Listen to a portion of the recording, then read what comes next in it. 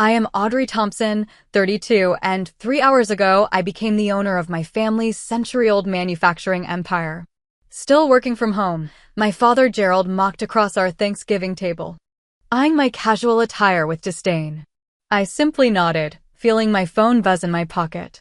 Glancing down discreetly, I read, "Acquisition of Strathmore Dynamics complete. You now own 100% of your family's company." I looked up at my father's smug face and smiled.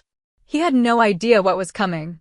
Before I dive into how I went from being the family disappointment to owning their legacy, drop a comment letting me know where you're watching from and hit that like and subscribe button if you've ever been underestimated by the people who should have believed in you the most. Growing up as a Thompson meant privilege, prestige, and suffocating expectations. Our family estate sat on 5 acres in Connecticut, a monument to old money and older traditions. But what outsiders saw as a picture-perfect wealthy family was actually a cold, emotionless machine designed to perpetuate the Strathmore Dynamics legacy. Strathmore Dynamics wasn't just a company, it was our family identity. My grandfather Warren Thompson built it from the ground up in 1947, transforming a small machine shop into a manufacturing powerhouse. His portrait hung in our foyer, stern eyes seemingly following you everywhere, a constant reminder of the Thompson standard. My father Gerald took over when I was just a child, expanding the company further with an iron fist and ruthless business tactics. He ruled both the company and our family with the same authoritarian approach. Questioning his decisions was tantamount to treason. Growing up, dinner conversations revolved exclusively around the day's stock price and upcoming business deals. Business is about dominance, Audrey. The Thompsons don't just compete, we conquer. He would lecture, pounding the mahogany dining table for emphasis. My mother Elaine performed her role with precision, the perfect executive wife. She hosted immaculate corporate events, maintained social connections with other business families, and never, ever contradicted my father. Her life advice to me consisted mainly of how to dress appropriately for board member dinners and which fork to use at business luncheons. A Thompson woman reflects the company's image, Audrey. She would remind me whenever I chose comfort over convention. Appearance is everything. My brother Ethan was the golden child, Harvard Business School, captain of the rowing team, and eagerly absorbing every word of my father's business philosophy. By 18, he was sitting in on board meetings. By 22, he had his own office at headquarters with a secretary. The succession plan was clear to everyone. "Ethan understands what it means to be a Thompson," my father would boast to business associates while I sat silently, invisibly, at the same table. My sister Claire took the path of least resistance, becoming exactly what was expected of her. She studied finance, married the son of one of my father's golf buddies, and dedicated herself to social appearances and charity galas that benefited the family image. "Why can't you just try to fit in?" she would whisper to me at family functions, genuinely confused by my resistance. And then there was me, the family puzzle piece that wouldn't fit no matter how hard they tried to force it. From an early age, I questioned everything. Why did our factories still use processes that created so much waste? Why weren't we exploring digital innovation when our competitors were? Why did we treat our factory workers like disposable resources instead of valuable team members? Each question earned me a dismissive laugh or a stern glare. "That's not how business works, Audrey," my father would say, not bothering to explain further. I showed entrepreneurial instincts early, starting a neighborhood tech repair service at 14 that actually turned a profit. When I proudly shared my earnings at dinner, my father chuckled. "Cute little project, but real business happens at scale, not fixing Mrs. Wilson's printer," he said, immediately turning to Ethan to discuss a real estate acquisition. My mother patted my hand consolingly. "Not everyone is cut out for the corporate world, dear." I still remember the sting of those words, not because they were cruel, but because in their minds, they were being kind by lowering their expectations of me. When I was 16, I developed a scheduling system that would have streamlined production at one of our factories. I spent weeks creating a detailed proposal, complete with projected savings and implementation plan. My father agreed to let me present it at a family dinner. This could reduce downtime by 22% and save approximately $430,000 in the first year alone, I explained, heart racing with excitement. My father skimmed the first page, then set it aside. Theoretical models from a teenager. Adorable, but we'll stick with the systems designed by actual professionals. Later, I discovered that Ethan had presented a remarkably similar system 2 years later, one clearly based on my proposal, and my father had implemented it immediately, praising my brother's business acumen. By my senior year of high school, the pattern was clear. In the Thompson family, your worth was measured by your contribution to Strathmore dynamics. And in their eyes, I had nothing to offer. The black sheep, the dreamer, the disappointment. I began plotting my escape from the suffocating world of Strathmore dynamics long before I left for college. I would build something of my own, something meaningful, something that would prove them wrong. The college application process became my first real battleground for independence. The Thompson tradition was clear: Wharton for undergraduate business, Harvard for MBA. My father had the alumni connections lined up, the donations made, the strings ready to be pulled. Business administration is in your blood, he insisted. Even if you never run Strathmore, you need to understand how our world works. I applied to MIT for computer science instead. The night I announced my decision at dinner remains one of the most tension-filled memories of my young adult life. My father's face turned a shade of crimson I'd never seen before. Computer science, he sputtered. What exactly do you plan to do with that? Fix people's laptops for a living. Technology is the future of manufacturing, I tried explaining. Automation. Optimization, sustainability. Sustainability, my father interrupted, almost spitting the word. Another buzzword from people who've never had to meet a production quota or satisfy shareholders. Ethan smirked across the table. Let her go play with computers, Dad. She was never going to be involved in the real business anyway. My mother, ever the peacemaker, intervened. Gerald, perhaps Audrey could bring a fresh perspective to our IT department someday. That was the closest thing to support I'd ever received, though even that came with the assumption I'd eventually join Strathmore. I left for MIT with my father's parting words echoing in my ears. When this phase is over, there will still be a place for you in the family business. Nothing important, of course, but something suitable. MIT was like breathing fresh air after years in a stuffy room. For the first time, I was surrounded by people who valued innovation over tradition, who saw technology as a tool for positive change rather than just profit. I thrived in this environment, my confidence growing with each successful project and each professor's encouragement. I met Natalie Wright during freshman orientation, and she quickly became the supportive best friend I'd never had. Unlike my family, she actually listened when I talked about my ideas. You're brilliant, Audrey, she would say with genuine enthusiasm.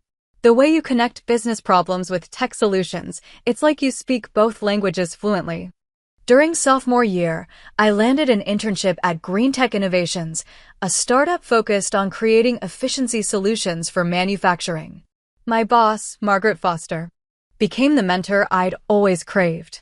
Unlike my father, she didn't see my questioning nature as insubordination, but as valuable critical thinking. Never stop asking why something can't be better, she advised me. The moment you accept that's just how it's done is the moment innovation dies. I returned to Green Tech each summer, soaking up knowledge about sustainable business practices and cutting-edge technology. I watched as they transformed struggling factories into efficient, environmentally responsible operations while actually increasing profitability. It was everything I had tried to tell my family was possible. Meanwhile, holidays at home became increasingly uncomfortable. Each break began with interrogations about when I would get serious and ended with thinly veiled disappointment. During Christmas dinner my junior year, my father raised his glass for a toast to Ethan, who closed the Peterson deal this quarter, bringing in our largest account to date, and to Claire, whose foundation gala raised over $2 million for children's charities, with several Strathmore clients in attendance. Thompson excellence continues. I sat there unmentioned. Invisible despite graduating early with highest honors and already receiving job offers from major tech firms. After graduation, I received an offer from Strathmore Dynamics, a position in the IT department reporting to a manager who had been with the company for 30 years and still used a flip phone. The salary was insultingly low, especially compared to what they'd offered Ethan straight out of college. "It's an opportunity to prove yourself," my father said, as if he was being generous. "You can't expect to start at the top just because you're a Thompson." I declined and accepted a position at Innovatech, a forward-thinking company that was revolutionizing manufacturing through artificial intelligence and sustainable practices. My first apartment was tiny, a studio in Boston that would have fit in our mansion's foyer. When my mother visited once, my father never did. She looked around with poorly disguised horror. "Darling, there's no need to live like this. Just come work for Strathmore. We'll set you up with a proper condo." "I'm building my own path, Mom," I explained. "I need to do this my way." She smiled sadly, clearly believing I was making a terrible mistake. "I just hope this rebellion phase doesn't last too long. You're missing out on your birthright." What she couldn't understand was that I was discovering my actual birthright, not the Thompson name or Strathmore Dynamics, but my own capabilities, untethered from family expectations. At Innovatech, I flourished. Within 2 years, I was leading a team developing efficiency software that reduced manufacturing waste by up to 40%. My salary tripled. I made connections throughout the industry with people who respected me for my mind, not my last name. And with each success, the emotional distance between me and my family grew wider. Holiday gatherings became exercises in restraint as I listened to my family discuss business strategies that were becoming increasingly outdated in a rapidly evolving marketplace. When I tried to contribute to these conversations, sharing insights from my industry experience, I was patted on the head metaphorically. "That might work for those little tech startups." My father would dismiss, but Strathmore operates on a different level. Real manufacturing, real products, real business. By 27, I had risen to Director of Sustainable Innovation at Innovatech, with several patents under my belt and a growing reputation in the industry. I also had a vision for something bigger, a company that would bridge the gap between old-school manufacturing and cutting-edge technology, creating sustainable solutions that didn't sacrifice profitability. The final push came during a particularly tense Easter dinner when my father spent 20 minutes lecturing about flash-in-the-pan tech companies, while Ethan nodded vigorously. That night, I began writing the business plan for what would become Ecotech Solutions. It was time to build something of my own. Starting Ecotech Solutions required capital, and while I had saved diligently, I needed more.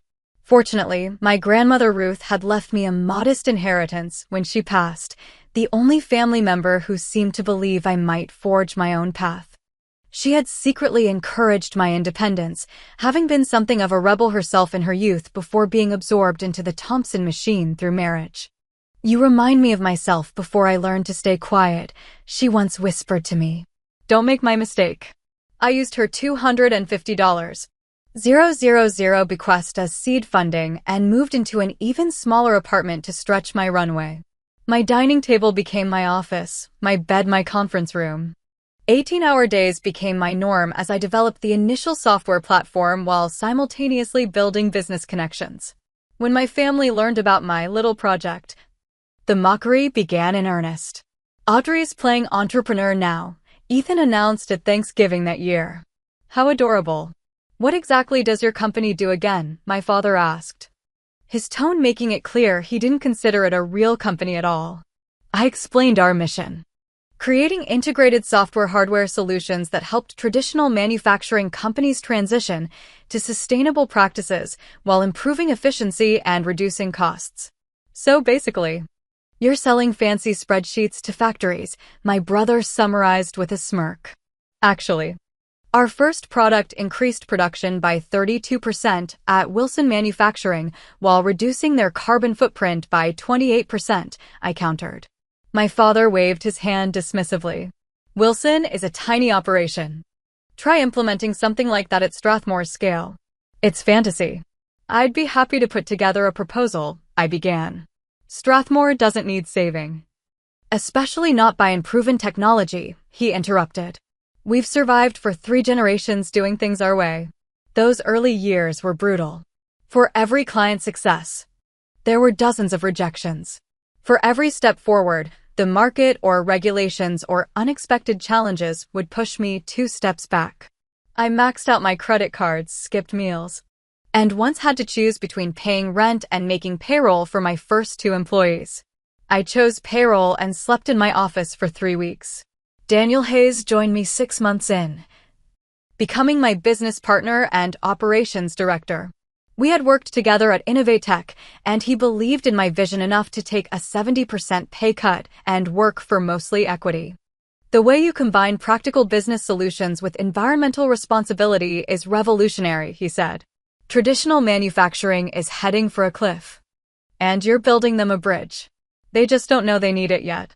Slowly, we built a team of believers, Jason Reed, a brilliant programmer who could translate complex manufacturing processes into elegant code, Sophia Martinez, a chemical engineer who understood how to optimize physical systems, Kyle Bennett, a marketing strategist who knew how to speak the language of old-school manufacturing executives. Our first major breakthrough came 18 months in, when we saved Brighton Steel from bankruptcy by implementing our resource management system. Their CEO became our most vocal advocate, opening doors that had previously been slammed in our faces. Yet at every family gathering, my growing success was minimized or dismissed entirely. "How's your app business?" my father would ask, deliberately mischaracterizing what we did. When I mentioned our growing client list, Ethan would counter with Strathmore's latest acquisition. When I shared our sustainability metrics, my father would talk about Strathmore's quarterly profits. When I described our innovative solutions, my mother would quickly change the subject to Claire's latest charity function. The most painful dismissal came after we secured our first $1 million contract with Westfield Manufacturing, a direct competitor to Strathmore in certain markets. Instead of seeing this as validation of my business acumen, my family viewed it as almost treasonous. "Consorting with the enemy now?" my father said coldly. "Is this how you get back at me for not handing you an executive role at Strathmore?" "This isn't about Strathmore," I tried explaining. "Westfield was willing to innovate while I what?" he challenged. "While I continue to run a profitable business that employs thousands and has stood the test of time. Your little experiment is helping our competitors undercut us. How do you think that makes you look to this family?" I left that dinner early, fighting back tears of frustration. Back at my now proper office, I threw myself into work with renewed determination. If they couldn't see my value, I would create something so successful they would be forced to acknowledge it. "You know what the problem is?" Daniel said late one night as we reviewed expansion plans. "Your family can't see past their own paradigm.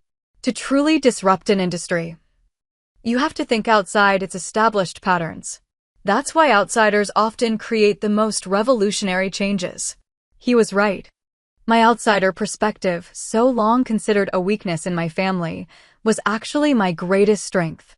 I understood both worlds, the traditional manufacturing mindset and the technological possibilities that could transform it.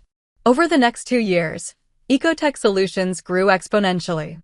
We expanded from software into integrated hardware solutions, developed proprietary sustainable materials processes, and built a client list that included some of the most forward-thinking manufacturers in the country. We secured a substantial funding round led by investors who specifically believed in combining profitability with environmental responsibility. Our company valuation hit $50 million, then $150 million. We moved into real offices. Our team grew to 60 people, then over 100.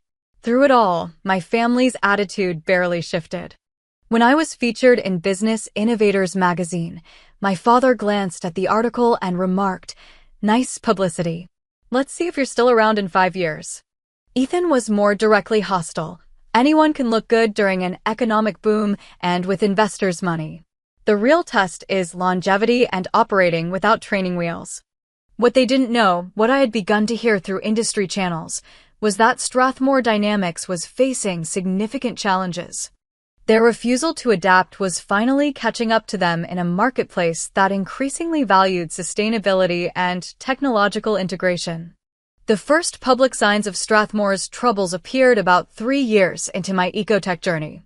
Their quarterly earnings report showed a 15% decline year-over-year, not catastrophic, but significant for a company that had shown consistent growth for decades. My father dismissed it as market fluctuation at the next family dinner, but I noticed the tight line of his mouth. The extra glass of scotch he poured himself. Ethan was uncharacteristically quiet that evening, his usual boasting about deals and acquisitions notably absent. Claire's husband, who worked in finance, kept checking his phone discreetly. Industry analysis reports began highlighting Strathmore's resistance to adaptation as a potential long-term liability.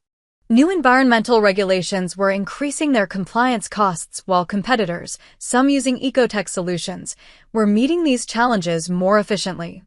I could see the writing on the wall, even if my family couldn't or wouldn't. Strathmore Dynamics was a 20th century company trying to operate with 20th century methods in a 21st century market. I made a decision that surprised even me. I would try to help. Dad, I said during a rare moment alone in his study after dinner, I've been watching Strathmore's market position, and I think ecotech could help. We've developed systems specifically for companies with your manufacturing profile.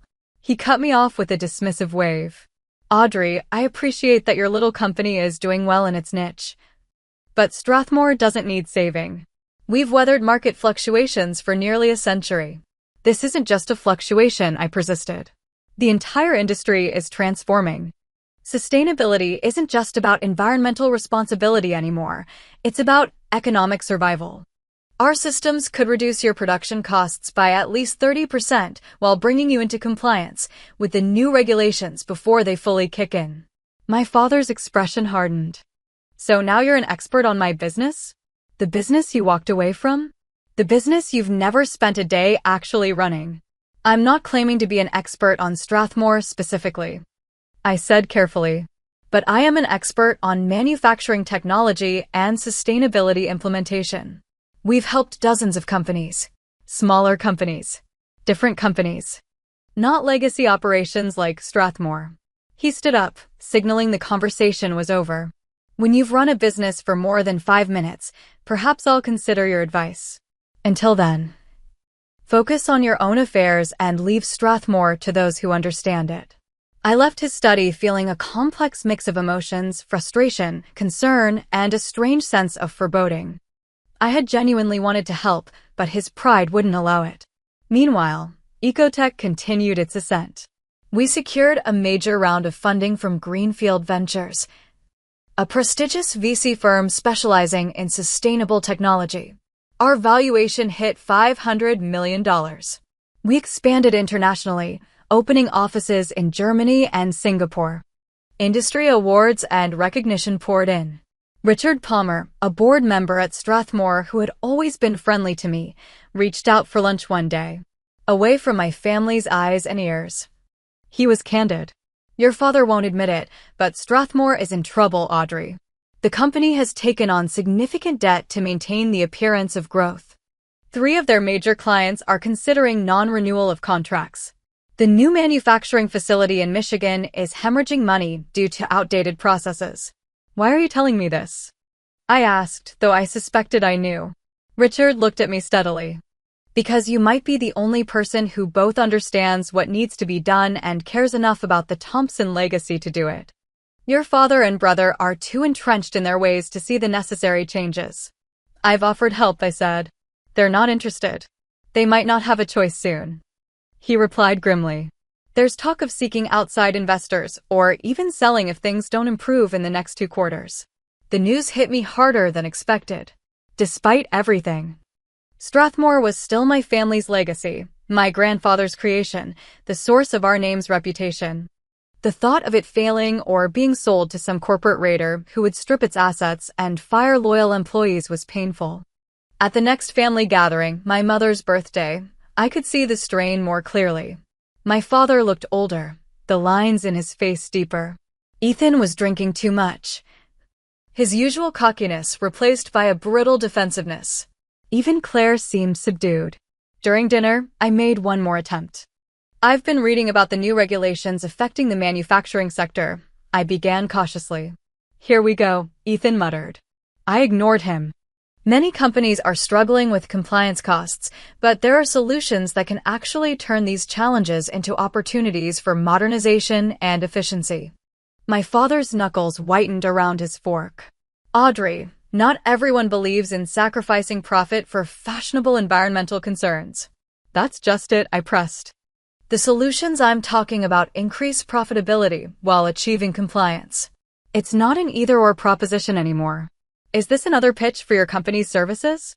my father asked coldly. "Using a family dinner to prospect for clients?" The unfairness of his accusation stung. "I'm trying to help, Dad. Strathmore is family. Despite everything. I don't want to see it struggle." "Struggle?" Ethan interjected loudly. "Who says we're struggling?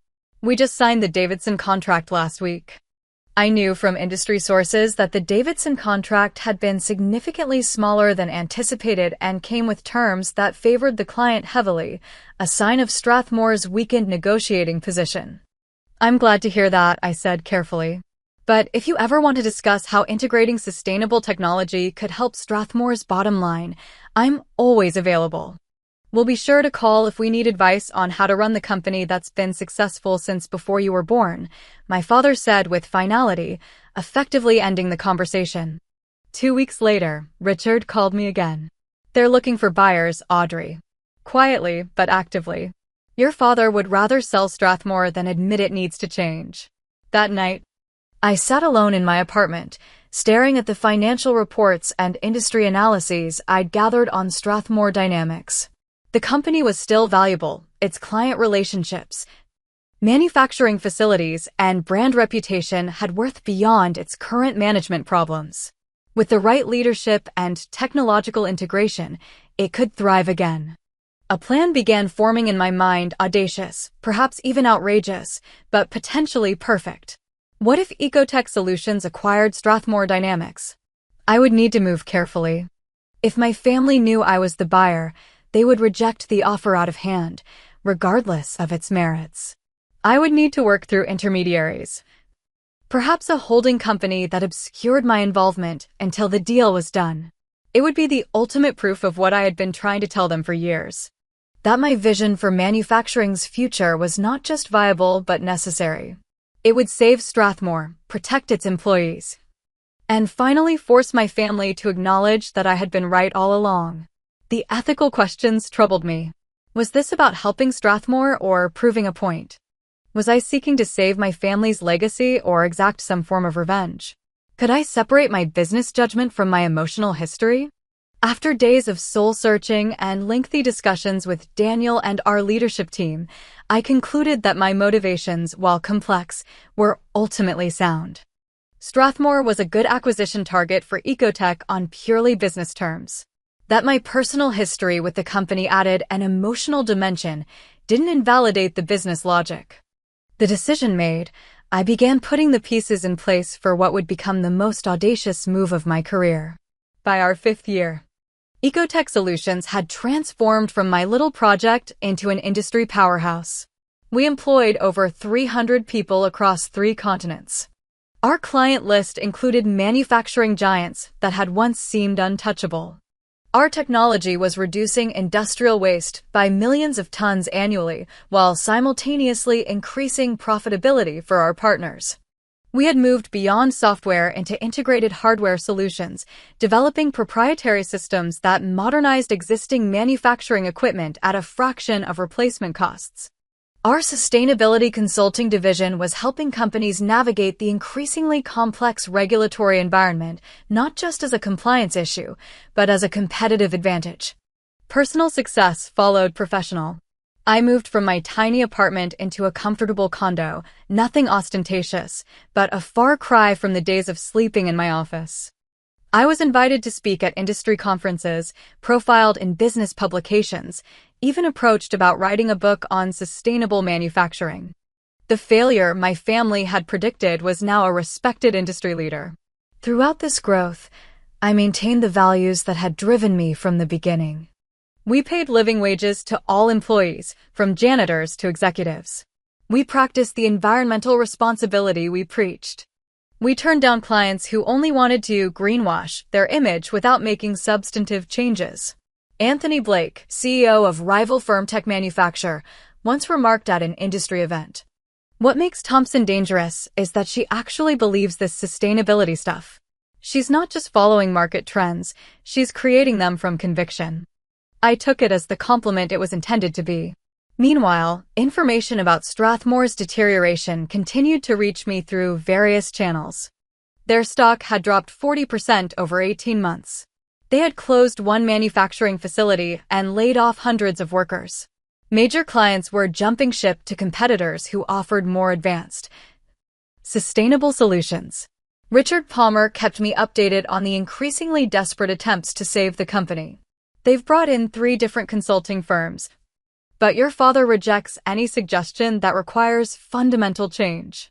Ethan is pushing for cost-cutting measures that will only accelerate the decline." Then came the news I had been both expecting and dreading. Strathmore Dynamics was officially for sale. Not publicly, they were trying to keep it quiet to avoid further market devaluation, but they had engaged Hamilton Mergers and Acquisitions to find a buyer. The timing couldn't have been more significant. Ecotech had just closed a major funding round that gave us substantial capital for strategic growth. We were actively looking for acquisition opportunities to expand our manufacturing capabilities. From a purely business perspective, Strathmore, despite its problems, had valuable assets, client relationships, and market position that aligned with our growth strategy. I called an emergency meeting with Daniel and our executive team to discuss the possibility. Acquiring Strathmore would fast-track our hardware division by years, Daniel pointed out, studying the analysis we'd compiled. Their manufacturing capabilities combined with our technology would create an unmatched integrated offering. Sophia Martinez, now our Chief Technology Officer, nodded. "Their facilities are outdated but solid. With our systems implemented, we could transform their efficiency metrics within months. The brand still has value despite recent troubles," added Kyle Bennett, our marketing director. "The Thompson name carries weight in traditional manufacturing circles where we're still seen as newcomers." "Let's address the elephant in the room," Jason Reed said bluntly. "This is your family's company, Audrey. Can you separate the business decision from the personal history?" It was the question I had been asking myself for weeks. "I believe I can," I answered carefully. "But I also believe we need to approach this differently than a standard acquisition." I outlined my plan. We would create a holding company that obscured Ecotech's involvement. We would make the offer through Hamilton M&A, ensuring all communication went through proper channels. My name would not appear on any documents until the deal was finalized. "Won't they find out eventually?" Daniel asked. "Yes, and that's intentional," I explained. "But by then, the deal will be done based on its financial merits, not rejected because of family politics." "Are you sure this is ethical?" Sophia asked. "Not the acquisition itself, that makes business sense, but the concealment of your involvement." It was a fair question, one I had grappled with extensively.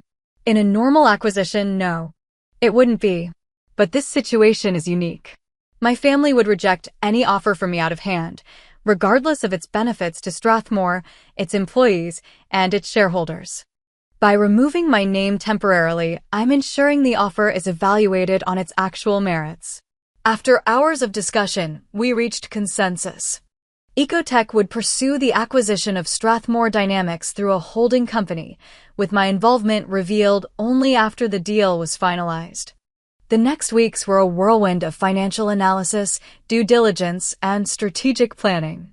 We created Horizon Ventures as our acquisition vehicle, staffed with trusted professionals who understood the sensitivity of the situation. We secured additional financing to ensure we could make a compelling offer.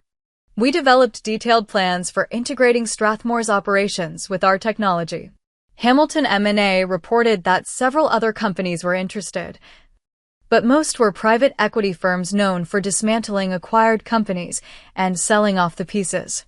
Our offer, while not the highest in pure dollar terms, included commitments to maintain manufacturing operations and protect jobs, factors that appealed to several board members concerned about Strathmore's legacy. The negotiations were delicate and complex. Richard Palmer became my unofficial inside source, helping me understand the board's concerns and priorities without explicitly revealing my involvement. He believed, as I did, that this acquisition represented Strathmore's best chance at revitalization. 3 months of intense negotiation followed. There were moments when it seemed the deal might fall apart: competing offers, last-minute demands, financing challenges. The stress was enormous, compounded by the need to maintain normal family relations during the process. Thanksgiving was approaching, and with it the annual Thompson family gathering. The timing was either terrible or perfect, depending on perspective. By my calculation, if all went according to plan, the final paperwork would be signed the morning of Thanksgiving Day, mere hours before I would sit across the table from my unsuspecting family. The day before Thanksgiving, I received the call from our legal team. The board has accepted our final offer. They're signing the paperwork tomorrow morning. By noon, Ecotech Solutions will own Strathmore Dynamics. That night, I barely slept. Was I making the right decision? Was I saving my family's legacy or exacting some form of revenge? Would this heal old wounds or create new ones? Despite these doubts, my conviction in the business logic remained solid. Together, Ecotech and Strathmore could create something greater than either company could achieve alone. As dawn broke on Thanksgiving Day, I dressed carefully for what would certainly be a day to remember. My phone buzzed with updates as the final signatures were collected and funds transferred. At 11:47 a.m., the message I had been waiting for arrived: acquisition complete. Congratulations. Strathmore Dynamics, the company that had defined my family for generations, the company that had rejected my ideas and mocked my ambitions, now belonged to me. I drove to my parents' estate, a strange calm settling over me. Whatever happened next, there was no turning back. The future of both companies, and perhaps of my relationship with my family, would be determined by what transpired over Thanksgiving dinner. I arrived at the family estate precisely at 2 p.m., the designated time for our Thanksgiving gathering. The familiar drive up to the Grand Colonial House stirred a mixture of childhood memories and present tension. I had made this journey countless times, but never as the owner of Strathmore Dynamics. My mother greeted me at the door with her customary air kiss, her eyes quickly assessing my outfit, a simple but elegant navy dress rather than the power suit she might have expected. "Audrey, darling, so glad you could make it," she said, ushering me inside. "Everyone's in the living room. Your father's just opened a bottle of Macallan 25. The expensive scotch suggested celebration, which struck me as odd given Strathmore's situation. As I entered the living room, I understood why. My father stood by the fireplace, looking more relaxed than he had in months, while Ethan wore a satisfied smirk. "There she is," my father announced, raising his glass slightly. "The tech entrepreneur graces us with her presence." "Happy Thanksgiving," I said, accepting a glass of wine from Claire. "You all seem in good spirits." "We've had some positive developments," my father replied vaguely. "But we won't bore you with business talk." Ethan couldn't contain himself. "We've secured Strathmore's future," he interjected. "A private acquisition that will inject new capital while keeping management in place. Dad and I will continue to run operations with expanded resources." I took a careful sip of wine to hide my surprise. They clearly didn't know the details of the acquisition yet. Specifically, who the actual buyer was. Hamilton M&A had done their job well, keeping Ecotech's involvement confidential until the deal was finalized. "That sounds promising," I said neutrally. "When will it be announced?" "The paperwork was finalized this morning," my father said. "We'll make a public announcement next week after the holiday." The acquiring company wanted to remain anonymous for now, some holding company called Horizon Ventures. I noticed Richard Palmer watching me from across the room, the only person present who knew the truth. He gave me an almost imperceptible nod. "Congratulations," I offered. "I'm glad things worked out." "Yes, well, some of us know how to navigate business challenges without abandoning ship," Ethan said pointedly. The dinner bell saved me from having to respond. We moved to the formal dining room, taking our traditional places around the massive mahogany table. The Thanksgiving spread was impressive as always, my mother's way of maintaining appearances regardless of circumstances. Throughout the first course, the conversation remained superficial: Claire's children's school achievements, mutual acquaintances, recent divorces, the unusually warm weather. I felt my phone vibrate in my pocket repeatedly, but resisted checking it, knowing it would be updates from Daniel and our legal team about the post-acquisition processes now in motion. As the main course was served, my father raised his glass. A toast, he announced, to Strathmore Dynamics, entering a new chapter while remaining true to the Thompson legacy of leadership.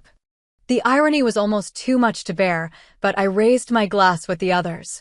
And how is your little company doing, Audrey? My father asked afterward, his tone suggesting genuine curiosity for perhaps the first time. Perhaps the relief of Strathmore's apparent salvation had softened his usual dismissiveness. Ecotech is doing exceptionally well, I replied.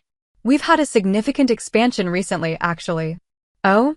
New clients? My mother asked politely. You could say that. We've acquired some substantial new assets. My father nodded absently, clearly not particularly interested. Good for you. It's nice that you've found your niche. Still working from home, he added with a slight smirk, eyeing my casual attire compared to Ethan's bespoke suit. The moment had arrived. I could feel Richard watching me intently from across the table. Sometimes, I answered, pulling out my phone. In fact, I received an important message earlier that I should probably check. I glanced at the screen, pretending to read a new message rather than the notification that had arrived hours earlier. I looked up, meeting my father's gaze directly. It appears the acquisition of Strathmore Dynamics has been completed successfully. Horizon Ventures now owns 100% of the company. Yes, we know, Ethan said impatiently. We signed the papers this morning. What you don't know, I continued calmly, is that Horizon Ventures is a holding company created by Ecotech Solutions specifically for this acquisition. The silence that followed was absolute. My father's fork froze halfway to his mouth. Ethan's face contorted in confusion, then disbelief. My mother's hand went to her pearl necklace, her nervous tell since I was a child. What are you talking about? My father finally demanded. I'm talking about the fact that as of 11:47 this morning, Ecotech Solutions, my company, owns Strathmore Dynamics. Completely and legally. The explosion I expected didn't come immediately. Instead, my father set down his utensils with deliberate care, his face unreadable. This is a joke, Ethan declared. A sick joke. It's not a joke, Richard Palmer interjected, speaking for the first time. I've been aware of this arrangement from the beginning. The board approved the sale unanimously, Gerald. Horizon Ventures made the best offer, not just financially, but in terms of preserving Strathmore's operations and workforce. You knew, my father turned to Richard, his voice dangerously quiet. You knew my daughter was behind this and you said nothing. I knew Ecotech Solutions was the buyer, Richard corrected. And yes, I supported the acquisition because it's what's best for Strathmore. The company needs exactly what Audrey's technology provides. My father's control finally broke. This is preposterous.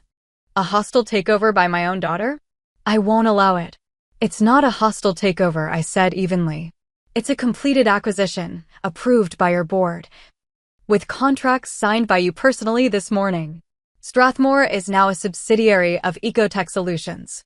I'll fight this, Ethan sputtered, his face flushed with anger. We'll sue. This is fraud. There's no fraud, Richard stated firmly. All disclosures were legally made. The board was fully informed of the terms.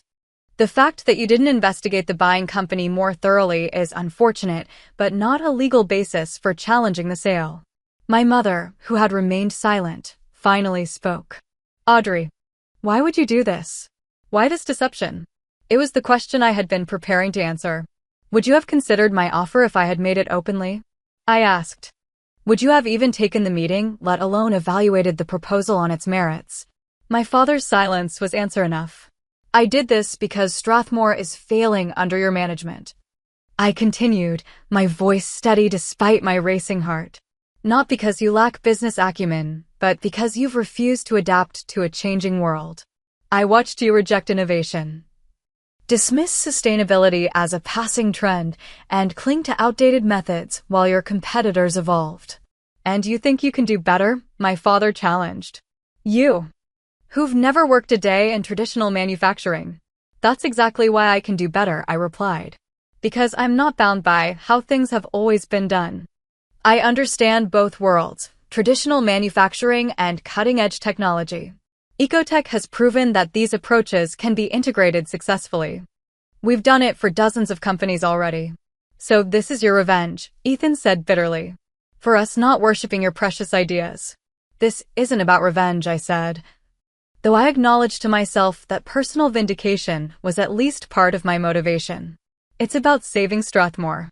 Without this acquisition, you are months away from bankruptcy or a private equity dismantling. I'm offering a path forward that preserves the company, protects its employees, and honors its legacy while bringing it into the modern era. Claire, who had been silently watching the exchange, finally spoke.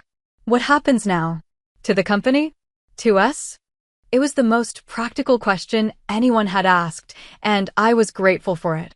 Strathmore continues operating, but with Ecotech's technology and processes integrated throughout. We'll modernize the manufacturing facilities, implement sustainable practices, and position the company for long-term growth rather than short-term profit extraction. I turned to my father and brother. As for your roles, that depends on you. I'm not here to fire you or push you out. I'm offering a partnership, your manufacturing experience, combined with my technological innovation. But it would be a true partnership, not the dynamic we've had in the past. My father stood abruptly, his chair scraping against the hardwood floor. I will not be patronized by my own daughter in my own home. You may have pulled off this corporate maneuver, but don't expect me to work for you. Not for me, I corrected. With me, there's a difference. He stared at me for a long moment, decades of complicated emotions passing between us. Then, without another word, he walked out of the dining room. Ethan followed, pausing only to hiss, "You'll regret this," before storming out. My mother looked torn between following her husband and staying at the table. Audrey, I don't understand how you could do this to your family. I did this for the family, Mom. For Grandfather Warren's legacy. For the thousands of employees who depend on Strathmore for their livelihoods. Sometimes saving something requires radical change. She shook her head sadly and left to find my father. Only Claire, her husband, and Richard remained at the table with me. For what it's worth, Claire said after a long silence. I think you might be right about Strathmore needing to change. Dad and Ethan would never admit it, but things have been bad, worse than they've let on. I know, I said gently. That's why I did this. Richard raised his glass to me. To the new Strathmore Ecotech partnership. May it be more successful than either company could be alone. I raised my glass in return. Feeling the weight of what I had done, the bridges burned and the opportunities created. Whatever came next would be challenging, but for the first time, I felt that both my personal journey and my family's legacy might finally be aligned. The weeks following Thanksgiving were chaotic. My father refused to take my calls. Ethan hired a lawyer to investigate potential ways to invalidate the acquisition, though Richard assured me there were none. My mother acted as reluctant intermediary. Her divided loyalties evident in every strained conversation. Meanwhile, I had a massive integration to manage. The announcement of Ecotech's acquisition of Strathmore sent shockwaves through the manufacturing industry. Our stock price soared as analysts praised the strategic combination of Strathmore's manufacturing capacity with Ecotech's innovative technology. Strathmore's employees, initially fearful of a traditional post-acquisition purge, were relieved to hear my commitment to preserving jobs while transforming operations. The uncertainty of recent months gave way to cautious optimism as I presented our integration plan at a company-wide meeting. Strathmore has a proud history, I told the assembled employees. But a proud history doesn't guarantee a successful future. Together with Ecotech, We can build something that honors that legacy while creating new possibilities. This isn't about erasing what Strathmore has been, it's about evolving into what it needs to become. The integration teams moved quickly, identifying the most critical areas for technological updating. The Michigan facility, which had been hemorrhaging money, became our first test case. Within 3 months of implementing Ecotech's resource management systems and upgrading key equipment, productivity increased 40% while energy consumption dropped by 35%. My father finally agreed to meet me at a neutral location, a private room at the City Club where generations of Thompsons had conducted business. He arrived looking older than I remembered, the events of recent months etched in the lines of his face. "You've put me in an impossible position, Audrey," he said without preamble. "I can't fight you without destroying the company I've devoted my life to, but I can't simply surrender control either." "I'm not asking you to surrender," I replied. "I'm offering you a specific role that leverages your experience and relationships. You know the traditional manufacturing world better than I ever will. Those connections and that knowledge are valuable." "As what?" "Some figurehead chairman emeritus," he asked bitterly. "As chief legacy officer," I said.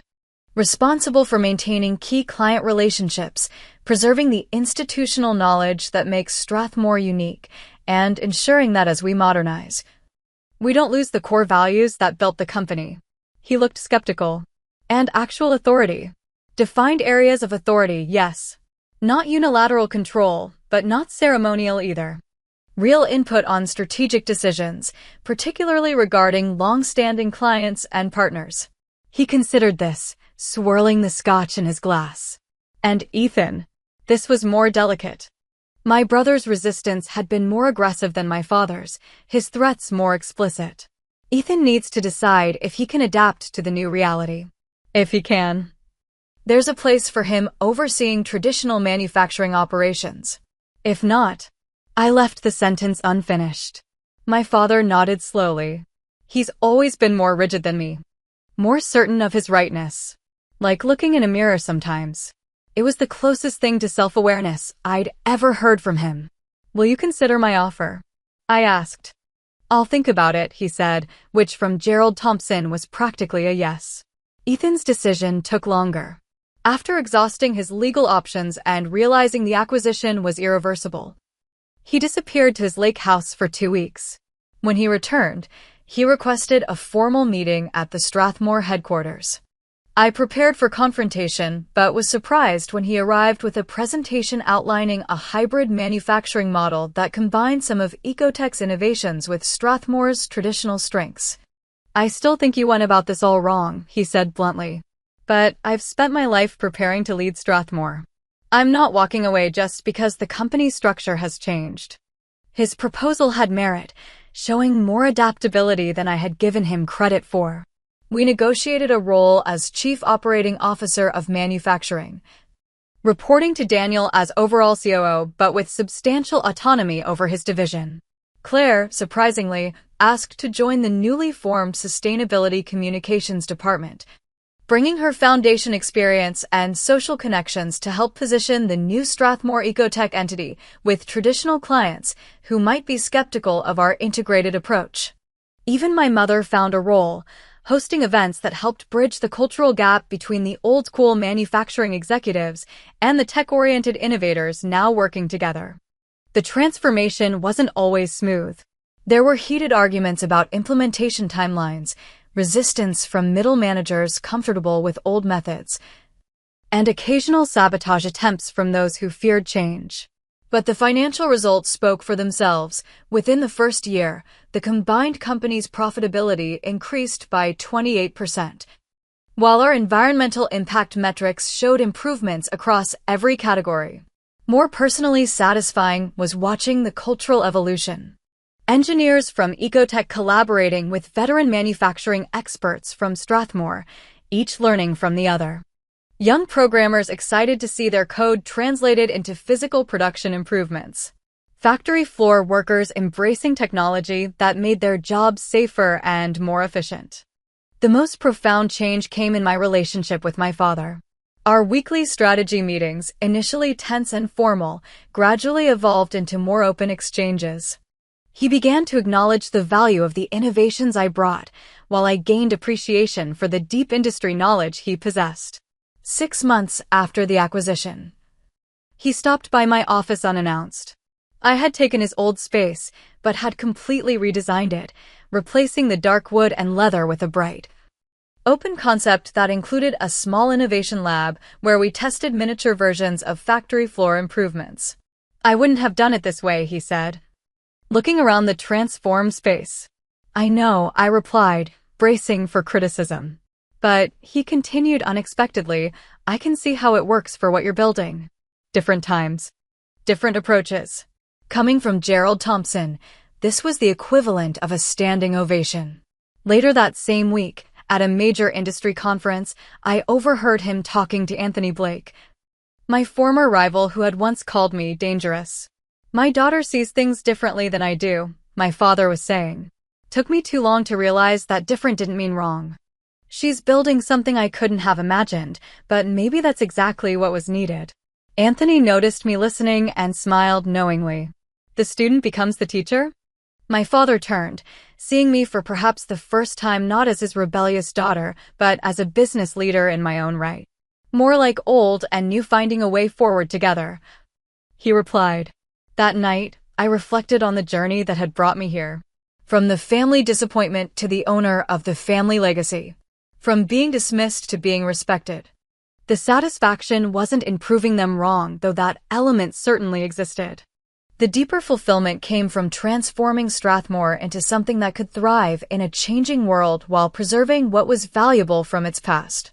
The experience taught me that true success isn't measured by proving critics wrong or accumulating power. It's about creating something meaningful that outlasts individual egos, including my own.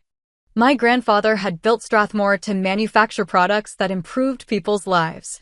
By integrating sustainability and innovation, we were honoring that mission in a contemporary context. As for family relationships, they continued to evolve. Some wounds healed while others remained tender. But there was a new foundation of professional respect that created space for personal reconciliation. Not perfect, not complete, but progress. I realized that in business as in family, the most powerful transformations happen not when one side defeats the other, but when seemingly opposing values find ways to strengthen each other. Traditional craftsmanship enhanced by cutting-edge technology. Established relationships energized by fresh approaches. Legacy and innovation, not as competitors but as partners. What's your story of being underestimated and later proving your worth? Has someone ever dismissed your ideas only to see them succeed later? Drop a comment below sharing your experience. And if this story of perseverance and transformation resonated with you, please hit the like button, subscribe to my channel for more real-life business journeys, and share this video with someone who might need encouragement to trust their vision even when others don't see it yet. Thank you for listening to my story, and remember, sometimes the people who don't believe in you are the ones who need your success the most.